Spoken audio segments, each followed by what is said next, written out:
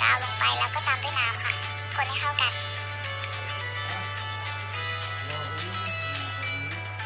เอาจะใช้กลิตเตอร์สีชมพูนะคะสีก็จะออกชมพูแล้วก็มีเกล็ดนิดหน่อยค่ะ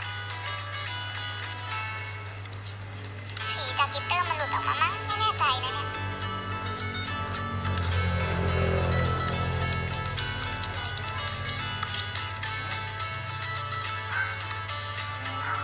แล้วก็ใส่น้ำยาทำสลามลงไปนะคะ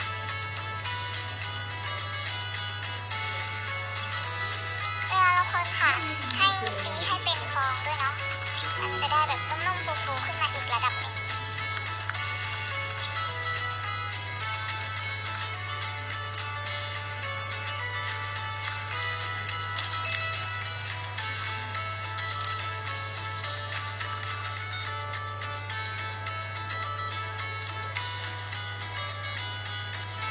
เสร็จแล้วค่ะสลามปีโป้น้องปีโป้ของเราเนาะ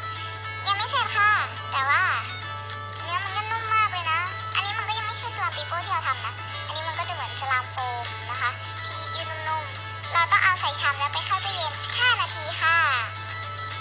นี่นะคะก็เสร็จแล้วออกมาเรียบร้อยเนื้อมันก็จะต่างกันอีกรูปแบบหนึ่งเลยนะมันจะเป็นเนื้อแน่นๆเนื้อหนึบๆอะถ้าแบบแช่นานๆแล้วลองเอามานวดดูก็ได้นะ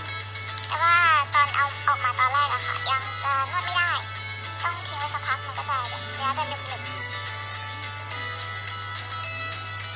เห็นมันผ่านตาอาจจะไม่ได้เหมือนเนื้อสลามที่มันหนึบๆสักเท่าไหร่นะแต่ว่าต้องมาจับดูค่ะว่ามันหนึบแค่ไหนเนาะฝากติดตามคาเดียไว้ด้วยนะคะบ๊ายบาย